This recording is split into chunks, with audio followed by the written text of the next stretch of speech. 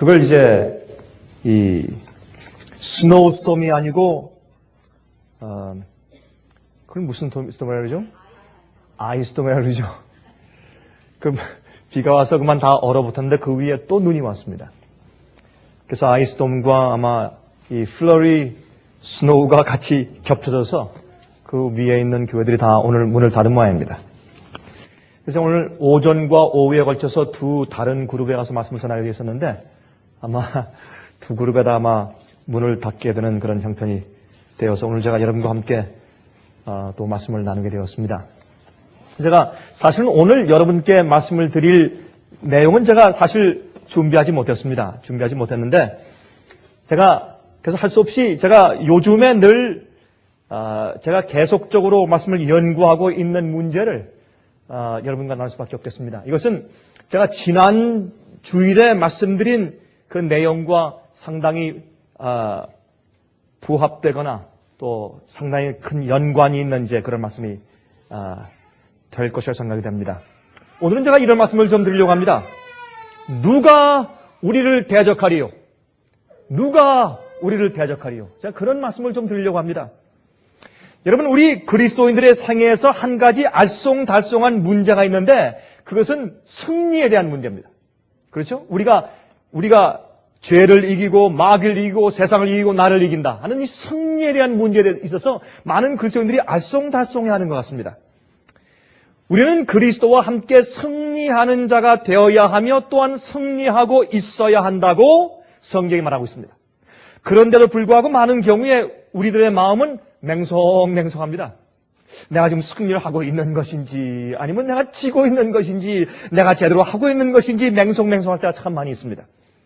그래서 이 승리의 기쁨이나 확신을 느끼지 못하는 경우가 많이 있는 것을 보게 됩니다.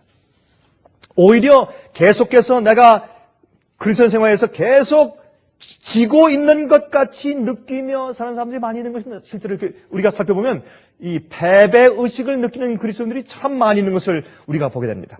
여러분, 무엇이 문제입니까? 왜 그럴까요? 왜요? 우리의 대장 되신 예수님은 승리하셨는데 그 군대인 우리는 매일 패배자처럼 느끼고 사는 것입니다. 여러분 가끔 그런 느낌을 느끼십니까? 하루를 다 지난 다음에 오늘은 난 패배했지. 그때 내가 오늘 또 졌구나. 내가 또 왜 이러지? 그런 패배감을 느낄 때가 많단 말입니다. 그래서 낙심하여 의기소침한 그리스도인들을 자주 만나게 됩니다. 여러분, 저는 다니면서 이 집회를 많이 하는 사람이기 때문에 집회할 때마다 사람들이 저에게 전화로 집회 끝난 다음에 와서 또 개인적으로 상담하면서 또 집회하는 시간 중간에 쉬는 시간에 어떨 때는 예를 들어서 하루에 제가 무슨 5시간, 6시간 시간을 쓴다고 하면 그 시간만 쓰는 게 아니라 그 중간중간 쉬는 시간에 끊임없이 와서 질문하고 대화하려는 사람들이 있기 때문에 또 그분들이 항상 하는 얘기가 있죠. 목사님 피곤하신데 쉬시게 해야 할 텐데 죄송합니다. 그러나 이때밖에 기회가 없으니까 제가 충분히 이해하죠. 또 그분들이 그렇게 저한테 해주길 원하고 저도 이런 기회밖에 없지 않습니까? 그분들에게는. 그래서 이제 어떤 분들은 제가 1년에 한 번밖에 못 만나고 어떤 분들은 2년에 한 번밖에 못 만나는 분들이에요. 그래서 그분들과 제가 마음을 터놓고 대화할 수밖에 없는데 많은 분들이 바로 이 문제 때문에 갈등하는 그런 질문을 해오는 것을 제가 종종 느끼면서 제가 이 문제에 대해서 제가 사실은 마음 가운데 좀 연구하고 있던 중이었습니다. 오늘 제가 말씀드리려는 계획을 한 것은 아닌데 제가 이제 이런 갑작스러운 기회가 생겼으니까 좀 말씀을 좀 드려야 되겠습니다.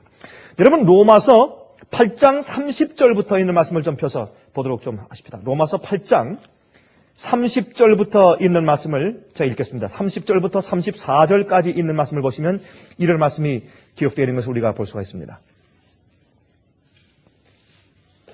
또 미리 정하신 그들을 또한 부르시고 부르신 그들을 또한 의롭다 하시고 의롭다 하신 그들을 또한 영화롭게 하셨느니라. 이 말씀은 이미 제가 지난번에 말씀을 드린 것처럼 하나님께서 우리를 창세 전부터 우리가 태어나기도 전에 미리 계획하시고 디자인하시고 설계하시고 하나님 입장에서는 이미 정하시고 주님께서 이것을 추진해 나가신단 말입니다. 우리가 거절하고 우리가 반역하고 우리가 나가기 때문에 주님께서 하실 수 없는 것이지 하나님 편에서는 이미 정해 놓으셨단 말입니다. 그래서 항상 여기에 미리 정하신 그들을 부르시고 또한 그들을 또한 의롭다 하시고 의롭다 하신 그들을 또한 영화롭게 하셨다는 것을 과거로 이미 영화롭게 되는 것은 미래지만은 이미 영화롭게 되었다고 그렇게 말을 하는 것을 우리가 다시 읽게 됩니다. 그 다음에 여기 말씀하기를 31절에 그런즉 이 일에 대하여 우리가 무슨 말 하리요? 자, 그러니 우리가 더 이상 무슨 말을 여기에 보탤 수 있겠느냐 말입니다. 만일 하나님이 우리를 위하시면 누가 우리를 대적하리요? 하나님이 우리와 함께 계시면 누가 우리와 싸우겠느냐? 누가? 싸우긴 싸우죠. 그러나 누가 감히 우리를 대적하겠느냐? 여러분, 대적은 뭔지 아세요? 대적한다고 하는 것은 전쟁한다는 말과 대적한다는 말은 조금 달라요.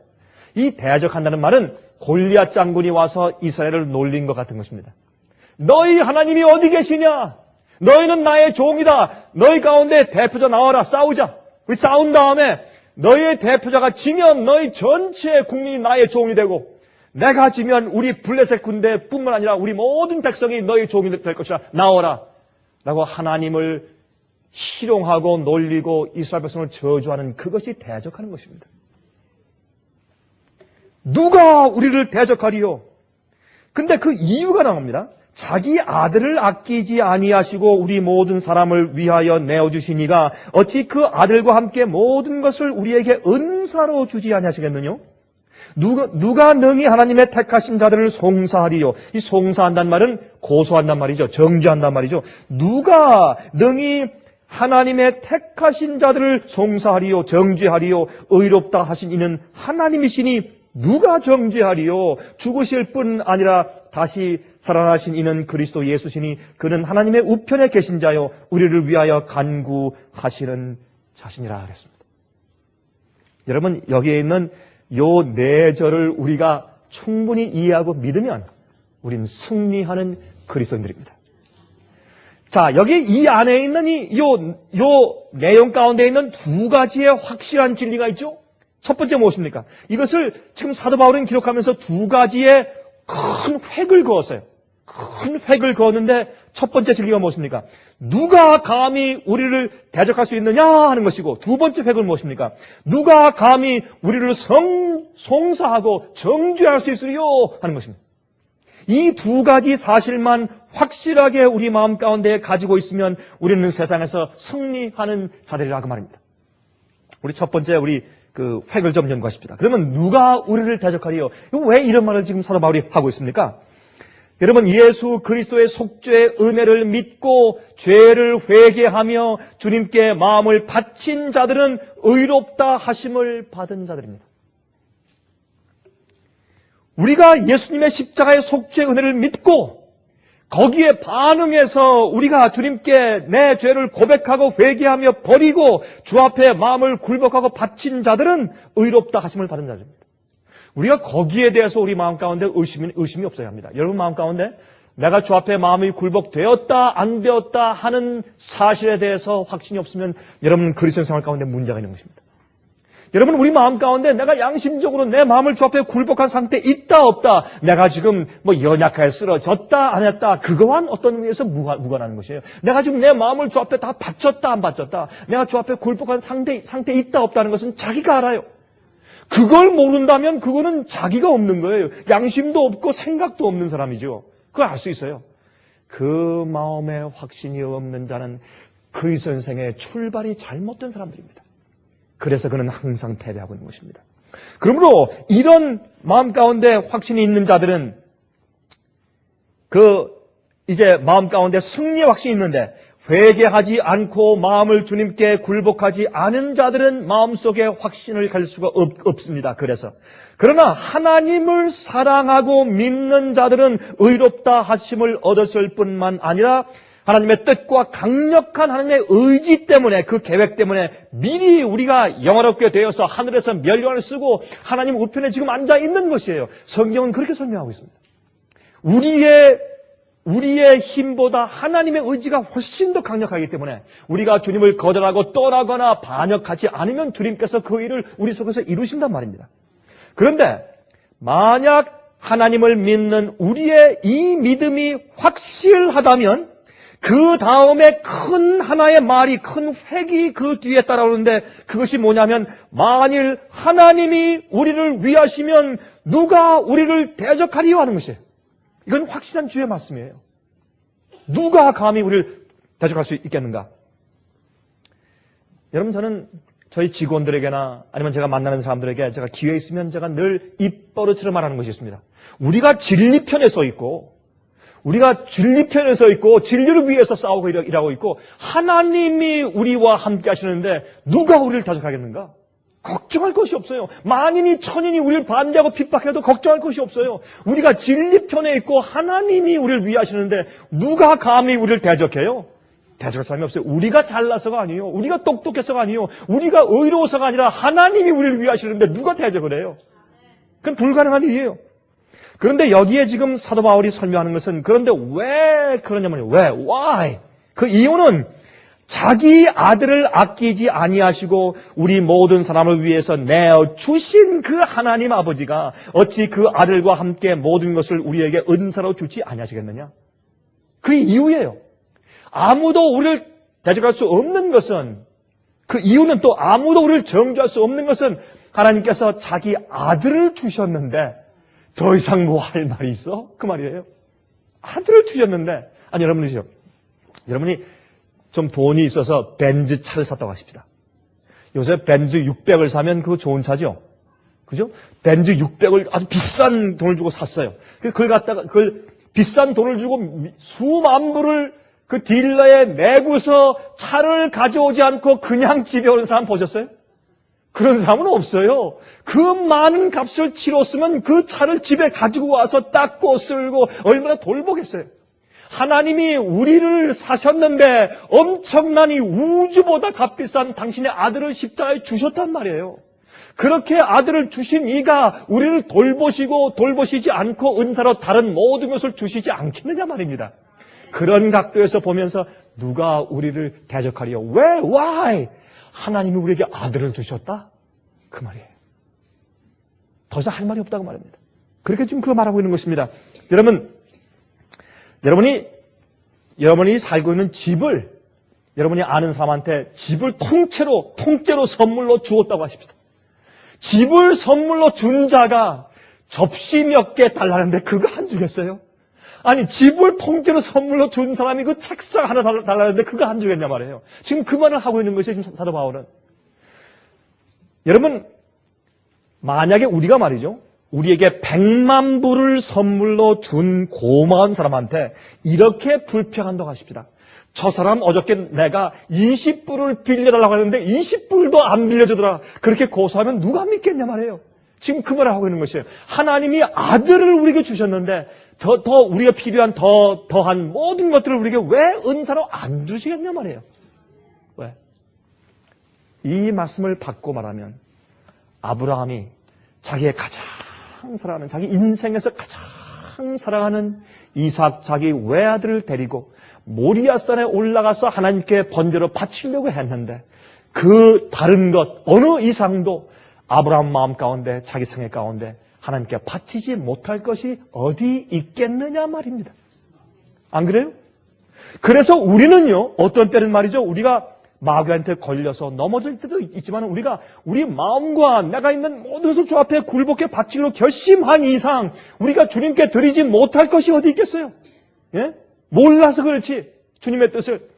그러므로 또 다시 또 이것을 또 뒤바꿔 보면 그러한 우리에게 주님께서 안 주실 것이 어디 있겠느냐 말입니다. 우리가 지금 예수님께 만약 이렇게 말할 수 있다면 우리는 주님의 것입니다. 주여, 지금 내 마음을 주께 드립니다. 내 마음은 변하지 않았습니다. 주께서 영원히 내 마음을 차지하시길 원합니다. 이 말을 주님 앞에 진심으로 기도할 수 있는 사람이면 그 사람은 주님의 소유입니다. 주님께서 자기 것인데 왜 그에게 모든 것을 안 주시겠냐 말입니다. 그러므로 이 약속을 토대로 해서 우리는 승리할 수 있다라고 우리한테 말해주고 있는 것입니다. 여러분 요한복음 10장 28절에 이렇게 말씀했어요. 요한복음 10장 28절에 예수께서 말씀하기를 내가 저희에게 영생을 주노니 영원히 멸망치 아니할 터이요 또 저희를 내 손에서 빼앗을 자가 없느니라. 저희를 주신 내 아버지는 만유보다 크심에 아무도 아버지 손에서 빼앗을 수 없느니라. 다시 말해서 하나님께서는 우리를 절대로 당신의 손에서 빼앗기시지 않는단 말입니다. 주님보다 더 큰 자가 이 만유에 없기 때문에 그것이 약속입니다. 여러분 마태복음 28장 18절에 말씀하기를 예수께서 나와 일러 말씀하시되 하늘과 땅의 모든 권세를 내게 주셨으리. 이 말씀 여러분 아시다시피 예수님께서 승천하시기 바로 직전에 하신 말씀이죠. 하늘과 땅과 이 모든 권세를 내게 아버지께서 주셨다. 그러므로 너희는 세상으로 나아가서 모든 사람으로 하여금 너희 제자를 삼아서 내가 너에게 분법하고 가르친 모든 것을 그들에게 가르쳐서 지키게 하라. 그렇게 말씀했어요. 자, 여기는 말씀 우리가 액면 그대로 이해해 보십시다. 예수께서 말씀하기를 하늘과 땅의 모든 권세를 내게 주셨으니. 자, 그렇다면 마귀에게 남겨진 권세가 얼마나 있습니까, 지금? 예? 여기 있는 말씀에 의지하면 마귀에게 남겨진 권세가 얼마나 있어요? 없죠. Nothing. 하늘과 땅의 모든 권세를 예수님께서 내게 주셨기 때문에 마귀한테 아무것도 없는 거예요. 그렇기 때문에 아무도 우리를 대적할 수가 없어요. 지금 그 말을 하고 있는 거예요. 지금 사도 바울은. 그러면 누가 감히 우리를 대적하리요? 마귀가 그러면 마귀는 그런 권세가 없기 때문에 그가 우리에게 할 수 있는 일은 두 가지예요. 하나는 맨날 가서 고소하는 일과 우리를 괴롭히는 일입니다. 이 두 가지만 마귀가 하는 것입니다. 그런데 어떤 때는 마귀의 세력과 힘을 갖다가 우리가 생각할 때 굉장히 커가지고 내가 거기 항상 지고 항상 내가 끌려다니고 그런 것으로만 착각하게 된다고 말입니다. 그러나 성경은 말하기를 아니라 마귀가 할 수 있는 일은 우리를 참소하는 일과 또한 우리를 괴롭게 하는 일밖에는 할 수 없다고 성경이 지적합니다. 제가요 어릴 때에 제가 이 기억이 항상 납니다. 저희 동네에 아주 약하게 생긴 한 친구가 있었는데 제가 그 친구의 이름까지 지금 생생하게 생각이 나요. 지금. 근데 이 약하게 생긴 이 친구가 말이죠. 항상 뻐기고 다녀요. 항상 뻐기고 다녀요. 그 참 무서운 일이죠. 이 앞뒤가 맞지 않는 얘기인데 항상 그랬어요. 그 이유는 그 친구의 큰 형이 태권도 5단이요. 그래서 항상 아주 약하게 생긴 아주 비리비리한 친구인데 항상 뻐기고 다녀요.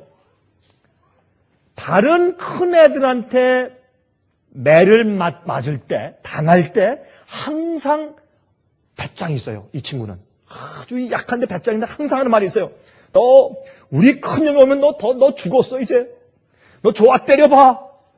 깡만 늘었어요. 그래가지고 너 우리 형만 와봐라. 너 국물도 없다. 항상 그래요. 근데 그렇게 말하면 제가 들어보면서 느낀 것은 쟤는 항상 내맞으면서 태도는 이기는 태도예요. 항상 얻어맞으면서 항상 이겨요. 그게 제가 어릴 때 그 경험을 기억하면서 이게 그리스도인 삶이다. 마귀는 우리를 괴롭혀요? 예, 괴롭힌다 그랬어요. 너희가 내 이름으로 너희가 핍박을 받을 때 기뻐라 그랬어요. 여러분 우리가 이 땅에서 살 때 장미꽃밭을 거닌다고 그렇게 약속하시지 않았습니다. 괴로움이 있고 시련이 있고 시험이 있고 어떤 때는 우리가 잘못 결정해서 우리가 코가 깨져요. 어떤 때는 우리가 잘못 안 해도 마귀가 괴롭혀요. 그래서 우리가 왼쪽에서 오른쪽에서 항상 우리가 우겨쌈을 당해요. 예? 여러분 성경에 나타난 그런 훌륭한 주의 종들 보세요. 그들 생각이 어땠습니까? 예레미야가 어땠어요? 수염 뽑히며 저기 구덩이에 빠침당했어요. 이사야는 톱으로 표징을 당했어요. 바울은 어때요? 바울은 말할 수 없죠. 왜 그래요? 우리가 사는 세상은 마귀의 세상에 살기 때문에 그렇습니다. 마귀의 편이 많기 때문에 그래요.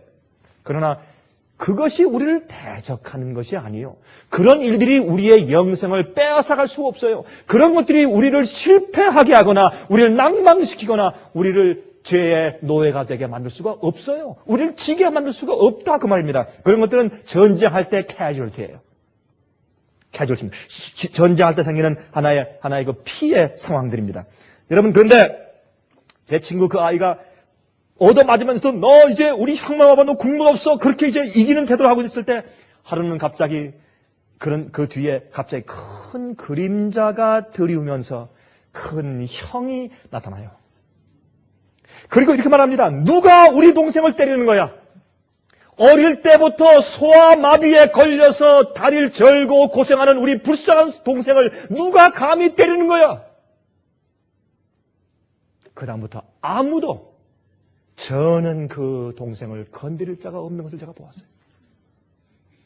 누가 우리를 건드려요? 누가? 예? 하나님이 불쌍한 우리와 함께 계시고 우리를 위하시는데 누가 우리를 대적하냐 말이에요.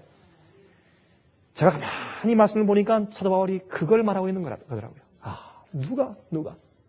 누가 우리를 감히 대적할 수 있을 것인가?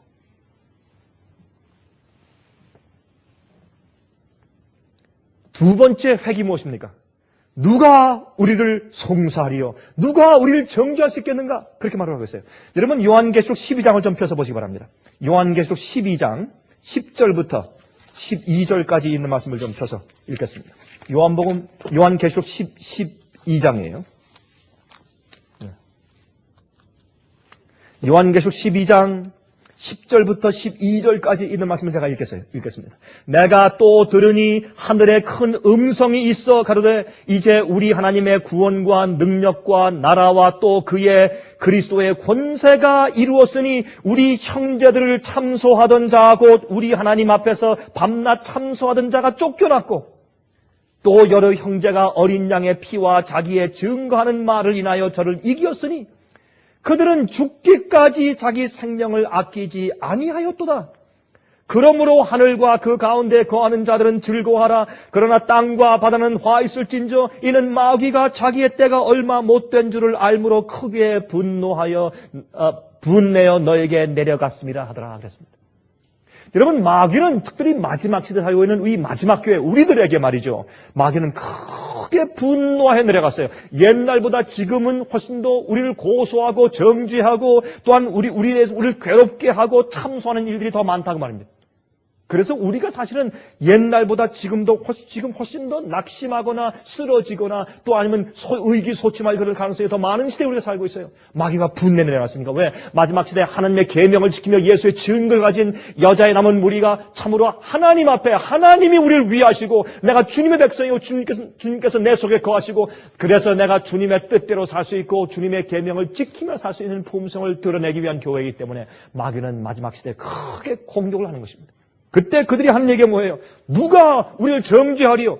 어떤 땐 말이죠. 우리가 전쟁을 시작하기도 전에 골리앗 장군을 보고 마음이 약해져서 미리 져버려요. 여러분 이렇게 생각하셔야 돼요. 우리가요. 하루를 살 때 그날 내가 죄에 져서 내가 쓰러질 것인가 아닌가 내가 죄의 노예가 되어서 질질 끌려다닐 것인가 아닌가 하는 것은 아침에 결정돼요. 이미 그날을 살기 전에 아침에 결정돼요. 내 마음 가운데 지금 오늘 아침에 내가 주 앞에 마음을 바치지 않으면 이미 결정돼 버려요. 나는 마귀의 밥이 돼요. 내가 굴복하지 아니하고 성령을 받지 않는데 내가 어떻게 승리할 수 있습니까? 이미 그 전쟁의 승패는 아침에 결정이 돼요. 또 주님이 나와 함께 계신다는 확신과 믿음이 없으면 마음이 이미 골리앗 장군 보고 어떻게 하면 좋으냐. 12 정탐꾼 가운데서 10명을 뭐라 그랬습니까? 그 땅은 정말 젖과 꿀이 흐르는 좋은 땅이다. 그런데 우리가 가서 못 들어간다. 왜? 우린 그 사람들에게 비하면 메뚜기니까. 이미 전쟁은 그때 결정돼 버렸습니다. 그들은 패배자가 돼버렸어요. 패배자의 인식은 우리 마음속에 있는 것이지 실제 하나님의 전쟁 가운데 있는 것은 아닙니다. 하나님은 이미 이기셨습니다. 이미 예수님께는 이미 전쟁은 끝난 거예요. 근데 우리 속에 아직 끝나지 않아서 그렇지. 그렇죠? 마귀는 그래서 항상 참소하고 고소한다고 말했습니다. 항상 우리에 대해서 나쁘게 말해주고 항상 비난하는 자예요. 예? 은근히. 거룩한 천사들 앞에 저 친구가 앞으로 우리 자리를 대신할 너희가 구원해서 하늘의 성천에서 데려갈 사람이야? 저 친구가 이렇게 하는 겁니다. 항상 참소하고 고소하고 나쁜 말을 해주고 항상 그 동기를 거꾸로 얘기해주고 비난하고 참소하는 자입니다. 그러나 그리스도인들은, 우리가 여기 읽으니까 뭐라 그랬어요? 요한계시록 12장에. 그러나 그리스도인들은 어린 양의 피와 자기의 증거하는 말로 이겼다 그랬어요. 이게 무슨 말입니까? 예수님께서 우리를 위해서 십자가에서 수백 번 돌아가셔서 어린 양의 피를 흘려주셨다고 할지라도 우리가 그 사실과 약속을 믿고 우리 말로 증거하여 마귀를 대적하지 아니하면 우리가 어떻게 그것이 우리에게 효험이 있겠냐 말입니다. 예를 들어볼까요? 한 번은 루터가 이제 이런 꿈을 꾸었죠. 여러분 잘 아시는 얘기 아닙니까? 루터가 꿈을 꾸었는데 마귀가 이제 마틴 루터 앞에 말이죠. 큰 두루마리를 펴고 이거 쭉 내면서 펴면서 루터가 일생 동안 지은 죄를 낱낱이 기록해 와서 앞에 딱 들고 내가 하나님의 종이야? 내가 개혁자야? 내가 용서받은 줄 아느냐? 라고 괴롭힐 때 루터는 정말 앞이 깜깜하고 절망적인 느낌을 느꼈다 그랬습니다. 그런데 가만히 보니까 여러분 호랑이 굴에 잡혀가도 무엇을 차리면 산다? 정신 차리면 산다. 마귀가 여러분 넘어뜨릴 때, 유혹할 때, 괴롭히고 앞이 깜깜하고 절망적일 때 정신 차리세요. 잘 보세요. 마귀는 고소자지 승리자가 아니에요. 그 우리 이해하면 돼요. 마귀가 날 지금 괴롭히지만 날 이길 수는 없다. 그렇게 생각하시면 되는 거예요. 예? 자, 그때 뭐라 그랬습니까? 가만히 보니까 이 마귀가 이렇게 들고 있는데 맨 밑에 부분은 손을 가리고 있단 말이에요. 마귀야 그 손을 치워라. 안 치워요. 내가 예수의 이름으로 명하노니 마귀야 그 손을 치워라. 마귀가 할 수 없이 손을 치는데 보니까 그 밑에 이런 글이 있더래요. 이 모든 죄는 예수 그리스도의 보혈의 피로 다 용서받았음. 많은 경우에 우리가 그래요. 우리는 마귀의 고소만 듣지 어린 양의 피를 우리의 증거의 말로 대적하지 않는단 말입니다. 그래서 여기에 그리스도인들은 어린 양의 피와 자기의 증거하는 말을 인해서 저를 이겼다 그랬어요. 과거에 우리의 선배들이 그렇게 이겼으면 우리도 그렇게 이기란 말입니다. 그게 승리예요. 그게 승리입니다.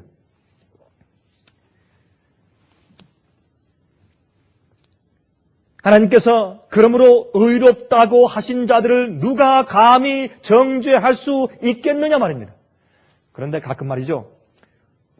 전 이런 질문을 자주 받습니다. 여러분들도 그런 질문을 이제 혹시 하실지 모르겠는데, 우리가 이미 회개했는데, 고백하고 용서를 받은 줄 알고 또 그렇게 약속이 되어 있으니까, 뭐 하늘에 너희 죄를 용서해 줬음 하는 글씨는 써 있지 않지만은 약속을 따라서 내가 회개했고 고백했고 진심으로 죄를 슬퍼해서 내가 주 앞에 드리고서 내가 용서받았는데, 왜 가끔 그 죄가 자꾸 계속해서 반복적으로 내 마음에 떠오릅니까? 그 참 이상한 일 아닙니까? 아니 용서받았으면 주님께서 우리 죄를 저 깊은 바다에 던지시겠다고 미가서에 약속했으면 5장에 그러면 던지셔야지 왜 자꾸 우리 마음 가운데 기억이 나느냐 말입니다. 여러분 그것은 이유가 있습니다. 여러분 그것은 하나님의 역사가 아닙니다. 하나님께서는 우리 마음 가운데 우리가 죄를 회개하고 고백하고 버리지 않을 때 성령을 통해서 우리 마음 가운데 죄책감을 일으키시고 우리 마음 가운데 호소하십니다. 그건 주님의 역사죠. 구원의 역사죠. 그런데 그 역사를 우리가 받을 때 회개하고 고백하고 굴복하고 우리가 용서받죠. 그 다음부터 용서받은 다음부터 주님께서 용서받은 죄를 왜 자꾸 또 꺼내서 주님께서 자꾸 우리한테 주시겠어요? 그건 하나님의 역사가 아니에요. 두 가지입니다. 하나는 우리는 우리 마음 가운데 꼭 마귀가 그렇게 하지 않더라도 우리 마음 가운데 기억력 장치가 있기 때문에 어떤 때는 우리 마음 속에서 기억력 장치에서 그런 과거의 기억이 자꾸 툭툭 튀어나올 때가 있어요. 어떤 때는. 그건 자연스러운 일일 수 있습니다. 또 두 번째, 그보다 더 큰 일은 뭐냐면 마귀가 하는 것입니다. 마귀가 우리 과거에 우리 다리를 걸어서 넘어뜨려서 실패케 한 그것을 마귀가 기억하는 것입니다. 그것을 자꾸 우리에게 상기시키고 자꾸 마음속에 넣어주고 그런 생각을 가지기 위해서 낙심케 만드는 것입니다. 하나님이 그렇게 하실 필요가 없어요. 여러분 마귀가요, 만약에 우리가 고백하고 회개한 죄면 마귀가 왜 그걸 들춰요? 들추면 우리가 회개하게 해요?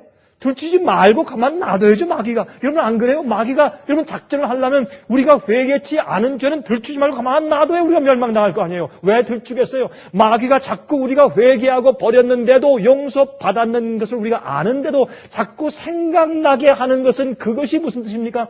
우리가 용서받았다는 뜻입니다. 그래서 마귀가 자꾸 그것을 시험해서 우리를 낙심케 하는 것입니다. 그것은 우리가 용서받지 않았다는 뜻이 아닙니다. 또 한 가지 이유가 있어요.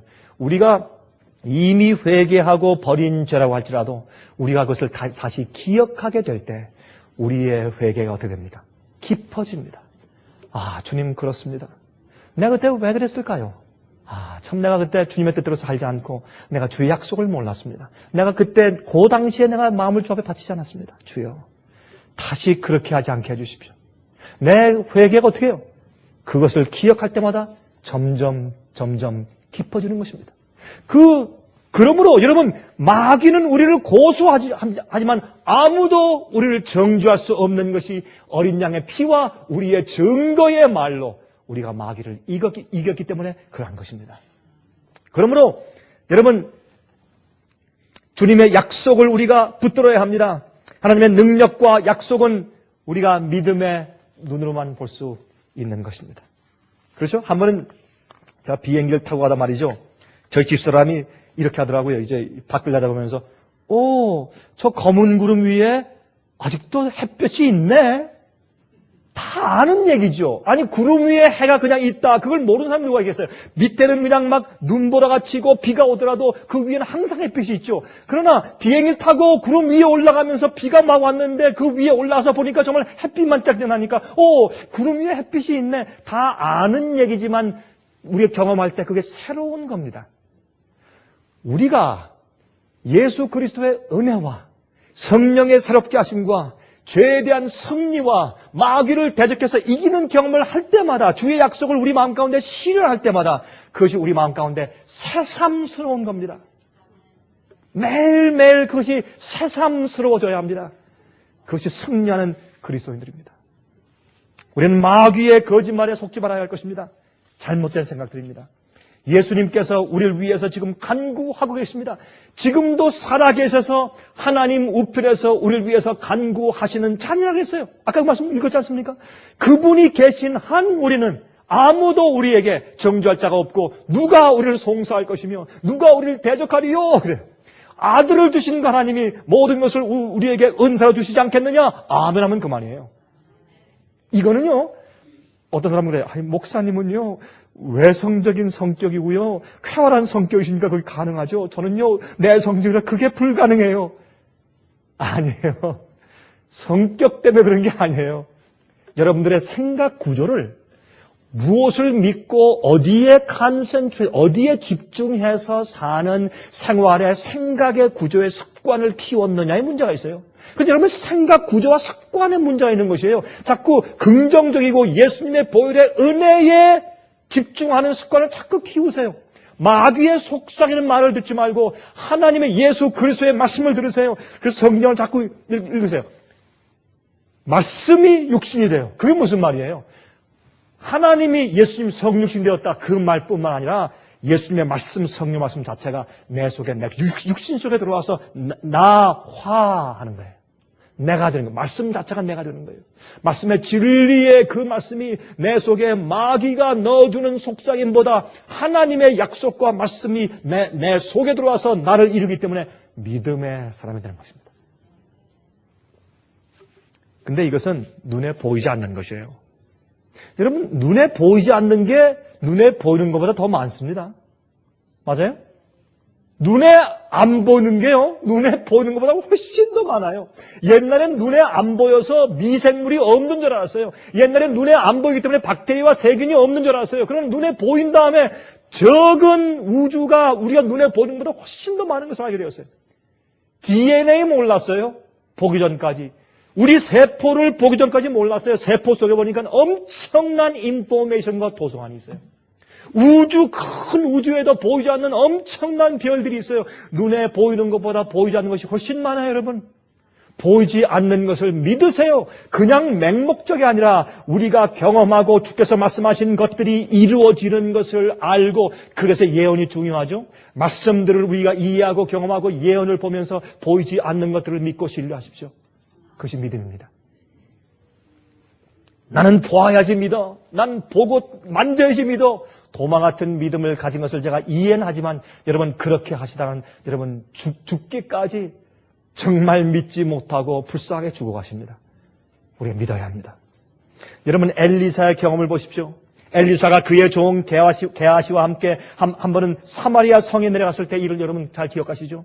여러분 열왕기하 6장에 기록되어 있죠? 열왕기하 6장 14절부터 17절까지 읽으면 이런 말이 있어요. 왕이, 이것은 아람 왕이죠. 왕이 이에 말과 병거와 많은 군사를 보내매 저희가 밤에 가서 그 성을 에워쌌더라. 하나님의 사람의 수종드는 자가 일찍이 일어나서 나가보니 군사와 말과 병거가 성을 에워쌌는지라. 그 사환이 엘리사에게 고하되 내 주여 우리가 어찌하리이까. 대답하되 두려워하지 말라. 우리와 함께한 자가 저와 함께한 자보다 많으니라 하고. 저 아람 사람들이 우리를 잡으러 왔는데 저 군대보다 우리와 함께한 군대가 더 많다. 게하시가 말이죠. 주인님 무슨 말씀하시는 겁니까? 주인과 나 지금 둘밖에 없는데. 그때 이제 그가 기도합니다. 여호와여 원컨대 저의 눈을 열어서 보게 하옵소서 하니 여호와께서 그 사환의 눈을 여심해 저가 보니 불말과 병거가 산에 가득하여 엘리사를 둘렀더라. 어떻게 얼마나 많은 산에 가득해요. 이 원수의 군대는 성 주위를 둘렀는데 성 주위에 산이 있으니까 그 주위에 산이 쫙 둘러 있으니까 산에 가득해. 근데 이 아람 군대는 말과 병거인데요. 하나님의 군대는요 불말과 불병거예요. 빛나는. 그렇죠? 마귀의 군대가 있습니까 세상에? 있고 말고요. 어떤 땐 말이죠. 가장 가까운 친구가 마귀의 부하가 돼서 그렇게 우리를 괴롭혀요. 그럼 그럴 때가 있어요 없어요? 배반하고. 예? 어렵게 만들고. 마귀의 부하가 있고 말고요. 또 악령이 있어요. 그러나 하나님의 군대는 하늘에서 내려온 성령의 군대요. 하나님의 영광과 품성을 가지고 있는 검은 부대를 내어 쫓는 불의 군대요. 불말과 불병거입니다. 성경은 말하기를 엘리야가 그런 불수레를 타고 하늘로 승천했다고 말합니다. 그 불수레와 불말은 지금 우리가 필요할 때마다 도와주고 있지만 언젠가 그 불말과 불수레는 내려와서 우리를 데리고 영원한 곳으로 갈 것입니다. 더 이상 마귀가 없고 더 이상 고소하는 일이 없고 더 이상 대적하거나 송사하거나 정죄하는 일이 없는 곳으로 영원히 우리를 데려갈 것입니다. 그러나 우리는 그곳에 갈 후사로 정해져 있기 때문에 하나님께서 모든 은사를 우리에게 주시면서 승리케 하신다는 것입니다. 그러므로 로마서 4장 16절에 말씀하기를 그러므로 후사가 되는 이것이 은혜에 속하기 위하여 믿음으로 되나니 이는 그 약속을 그 모든 후손에게 굳게 하려 하심이라. 믿음으로 된다. 믿음으로 된다. 그러므로 이렇게 설명한 다음에 그 다음에 바울이 무슨 말을 하는 줄 아세요? 같이 읽어보십시다. 로마서 8장 35절부터 37절 다 펴세요. 로마서 8장 35절부터 37절에 이 말씀을 이렇게 설명한 다음에 이렇게 말씀해요 지금. 누가 우리를 그리스도의 사랑에서 끊으리요? 제일 처음에 어떻게 해요? 누가 우리를 대적하리요? 두 번째, 누가 우리를 송사하고 정죄하리요? 한 다음에 세 번째, 그러므로 누가 우리를 그리스도의 사랑에서 끊으리요? 환난이나 곤고나 핍박이나 기근이나 적신이나 위험이나 칼이라 기록된 바 우리가 종일 주를 위하여 죽임을 당케 되며 도살할 양같이 역임을 받았나이다 함과 같으니라. 여기 보니까 우리가 이 땅에서 어려움을 당합니까? Yes. 그러나 이 모든 것이 합력하여 무엇을 이룬다고요? 선을 이룬다고요. 그렇죠? 그러나 이 모든 일에 우리를 사랑하시는 이로 말미암아 우리가 어떻게 이깁니까? 넉넉히 이기느니라. 넉넉히 이기느니라. 겨우가 아니라 넉넉히 이깁니다. 왜? 예수의 그 사랑에서 우리를 끊을 자가 없기 때문에. 여러분, 그래서 우리가 믿음의 선한 싸움을 싸우라고 부름을 받는 것입니다. 여러분, 왜 믿음의 선한 싸움입니까? 믿음의 싸움이란 뭐냐면 우리의 대장 되신 예수님의 사랑과 그의 능력과 그의 은혜를 신뢰하면서 싸우란 말입니다. 우리의 힘만 의지하지 말고 마귀의 큰 힘만 의지하지 말고 하나님의 능력과 그의 은혜와 사랑과 그의 축복을 의지하고 신뢰하면서 싸우라. 그것이 믿음의 싸움이에요. 언제 우리가 우리 힘으로 싸우라 했어요? 너희가 믿음의 선한 싸움을 싸우라 그랬죠. 믿음의 싸움을 싸우라 말입니다. 그런데 어떤 경우에는 우리가 말이죠. 잘 들으십시오 이제. 어떤 경우에 우리가 예수님께서 승리하시기를 원하지 않는 때가 있습니다. 참 이상한 얘기죠. 사실입니다. 우리가 어떤 때는 예수님께서 승리하시지 않았으면 좋겠어요. 어떤 때 그런 것 같습니까? 어떤 때요? 우리가 우리의 죄와 우리의 우상을 포기하고 싶지 않을 때, 그때 하나님께서 내 생애 가운데 승리하시길 원치 않는 겁니다. 그러면 우리가 이깁니까? 집니까? 그래서 지는 것입니다. 다른 이유가 없어요. 왜요? 정쟁에 딱 나가서 우리를 도우려고 예수님께서 방패와 칼 들고 오셨는데 와서 보니까 우리가 어느 편에 서 있어요? 마귀 편에 서 있어요. 원수 편에 서 있어요. 그런데 예수님께서 어떻게 이기시냐 말이에요, 여러분. 예? 그래서 지는 거예요, 우리가. 예수님 편에 서 있지 않고 마귀 편에 서 있기 때문에. 예수님과 고백하지 않고 버리지 않은 죄와 함께 예수께서 우리 마음 가운데 같이 거하실 수가 없어요. 우리의 마음의 보좌와 내 자신과 우리 마음의 보좌 위에 나와 예수님이 함께 앉아 있을 수가 없습니다. 주님께서 내 생의 왕이 되든지 아니면 내가 내 생에 내 스스로 주인 되든지 둘 중에 하나지 함께 공동 주인하는 것은 없는 것입니다. 그러므로 우리가 실패하고 지는 것입니다. 그러나 성경이 말씀하기를 하나님께서 우리를 부르시고 또한 우리를 의롭게 하시고 우리를 영화롭게 하시고 우리가 주님의 소유일진데 누가 우리를 주님의 사랑에서 끊으리요? 누가 우리를 대적하리요? 누가 우리를 고소하고 우리를 정죄하리요? 이것은 사실입니다. 이것은 성경의 사실입니다. 베드로후서 1장 10절과 11절을 읽고 마치겠습니다. 베드로후서 1장 10절과 11절에 그러므로 이렇게 말씀했어요. 베드로후서 1장 10절과 11절입니다. 그러므로 형제들아 더욱 힘써 너희의 부르심과 택하심을 어떻게 하라? 굳게 하라. 너희가 이것을 행한즉 언제든지 실족지 아니하리라. 예? 이같이 하면 우리 주 곧 구주 예수 그리스도의 영원한 나라에 들어감을 어떻게 너희가 주시리라? 넉넉히 주시리라. 자, 여기 보니까 우리가 승리하는 길은 무엇입니까?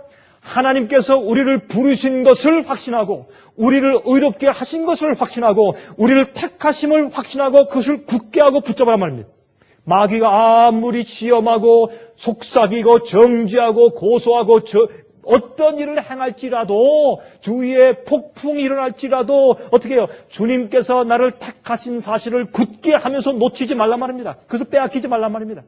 마귀가 우리를 괴롭게 하고 시험하고 공격하고 정죄하고 자꾸 그렇게 우리 생에 이렇게 폭풍을 일으키는 이유는 여러분들과 제가 예수님을 향한 그분 안에 있는 믿음과 확신을 흔들려서 우리가 쓰러지게 하기 위해서 하는 것입니다. 그것이 목적이요. 그래서 어떻게 해요? 더욱 힘써 너희 부르심과 택하심을 굳게 붙잡으라. 이렇게 하면 너희가 실족하지 않는다. 이렇게 하면 너희가 넘어지지 않을 것이다. 이같이 하면 우리 주 곧 구주 예수 그리스도의 영원한 나라에 들어감을 너에게 넉넉히 주시리라. 마귀는 이미 패배한 원수입니다. 여러분, 핍박은 왜 옵니까? 졌으니까 오는 것이죠. 핍박을 하는 것이죠. 이겼으면 핍박을 안 해요. 가만 놔두죠. 졌기 때문에 핍박을 하는 것입니다. 우리가 진리를 위하고 우리가 하나님을 위하고 하나님이 우리를 위하실 때 누가 감히 우리를 대적하겠습니까? 저는 그 배짱 때문에 매일 삽니다. 여러분, 여러분, 제가 이 얘기는 제 가슴에 사무친 얘기입니다. 저는 핍박을 많이 당해본 사람이기 때문에, 많은 반대를 받아본 사람이기 때문에 저는 이 배짱으로 삽니다. 내가 하나님의 진리를 위하고 하나님이 날 위하시면 누가 나를 대적하리요? 제가 오늘은 사실 여러분께 설교할 그런 계획이 없었고 오늘 아침에 제가 갑자기 준비했기 때문에 제가 여기까지밖에 말씀드릴 것이 없습니다. 안 그러면 앞으로 한 20분 동안 더 말씀드려야 할 텐데 오늘 좀 짧게 좀 마쳐야 되겠습니다. 그럼 오늘 말씀드린 얘기는 중요한 얘기죠. 여러분들이시여, 우리는 주님 안에서 매일 승리할 수 있습니다. 주님의 사랑에서 아무도 여러분을 끊지 못하게 하시기를 간절히 바랍니다. 감사하신 하늘에 계신 아버지, 다시 오늘 우리에게 주의 거룩한 말씀으로 저희를 위로하시니 감사합니다. 또한 진리로 말씀이 저희 속에 육신이 되게 하시니 감사합니다. 이제부터 주께서 말씀하신 대로 살게 하시며 눈에 보이는 것들 때문에 낙심하거나 의기소침치 않게 해주셔서 주님 안에서 넉넉히 이기게 해 주시옵소서. 예수 그리스도의 거룩하신 이름을 의지해서 간절하게 기도합니다. 아멘. 은혜 많이 받으셨습니까? 지금까지 들으신 이 생애의 빛 예배설교는 간절한 마음으로 진리를 찾는 분들과 정직한 양심으로 말씀을 받아들이고 언제나 진실이 무엇인지를 생각하는 그리스도인들을 위한 말씀입니다. 주변 가족들이나 친지들 중에 말씀을 사모하고 순결한 신앙을 갖기 소원하는 분들이 계시면 생애의 빛 예배설교 테이프를 소개해 주시기 바랍니다. 매주 원하시는 분들의 가정으로 직접 배달되는 생애의 빛 예배설교는 개인의 신앙 부흥이나 소규모 그룹 예배를 위하여 비디오와 오디오 테이프, DVD, CD로 제작되었습니다. 생애의 빛 예배설교 테이프를 원하시는 분들은 1-877-704-1004번으로 전화하여 주시기 바랍니다.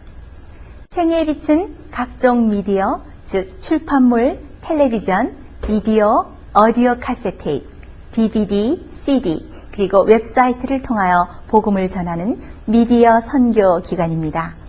생애의 빛에서 이루어지는 선교 사업을 크게 5가지로 나누어 소개하면 다음과 같습니다. 첫째로 생애의 빛은 가정과 건강과 참된 신앙을 소개하는 월간지 살아남는 이들을 매달 발간하고 있습니다. 가정과 건강 문제뿐만 아니라 참된 신앙과 성경에 나타나 있는 중요한 진리들에 대하여 매달 깊이 있게 다루는 최고의 신앙지입니다. 둘째로 생애의 빛은 미국의 주요 도시에서 텔레비전 선교 방송을 하고 있습니다. 많은 분들은 생애의 빛 선교 방송을 통하여 복음을 발견하고 새로운 생애를 살아가고 있습니다. 셋째로 생애의 빛에서는 우편 통신을 통하여 평신도들의 성경 연구를 도와드리는 성경통신학교를 운영하고 있습니다. 성경에 나타나 있는 중요한 문제들에 대하여 체계 있게 공부하기를 원하시는 분들은 성경 연구 단기 코스와 계시록을 통한 성경 교리 연구, 또한 요한계시록 연구 과목을 신청하시기 바랍니다. 교재 및 모든 비용이 무료인 생애의 빛 성경 연구 과정을 통하여 복음과 예언 문제를 가장 쉽고 체계 있게 공부하시기 바랍니다.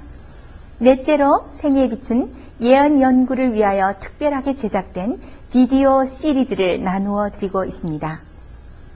성경 구약과 신약의 대표적 예언서인 다니엘서와 요한계시록을 처음부터 마지막까지 자세하게 해설해 드리는 예언 연구 비디오 시리즈를 통하여 많은 분들이 성경과 미래에 대한 새로운 시야를 가지고 살아가게 되었습니다. 마지막 시대의 복음과 비밀이 담겨져 있는 다니엘과 요한계시록 비디오 시리즈를 신청하셔서 새로운 영적 부흥을 체험하시기 바랍니다. 다섯째로 생애의 빛은 생애의 빛 원장이신 강병국 목사님의 예배 설교가 담겨져 있는 비디오와 오디오 테이프, DVD나 CD를 원하는 모든 그리스도인들에게 나누어 드리고 있습니다. 매주 생애의 빛 예배 설교 테이프를 받기 원하시는 분들은 생애의 빛으로 연락하여 신청하여 주시기 바랍니다. 끝으로 생애의 빛 선교 사업에 대해서 좀 더 자세하게 알기 원하시는 분들은 웹사이트 www.sostv.net를 방문하시기 바랍니다. 생애의 빛 웹사이트에는 지금까지 나온 모든 월간지와 비디오 테이프과 텔레비전 방송물들을 누구나 무료로 보실 수 있도록 준비되어 있습니다. 지금까지 소개해드린 생애빛 선교 교재들 중에서 원하시는 책자나 테이프이 있으시면 무료 전화 1877-704-1004번으로 신청하여 주시기 바랍니다. 미국 동부 시간으로 월요일부터 금요일까지 9시에서 5시 사이에 전화해 주시기 바랍니다. 그럼 다음 시간까지 안녕히 계십시오.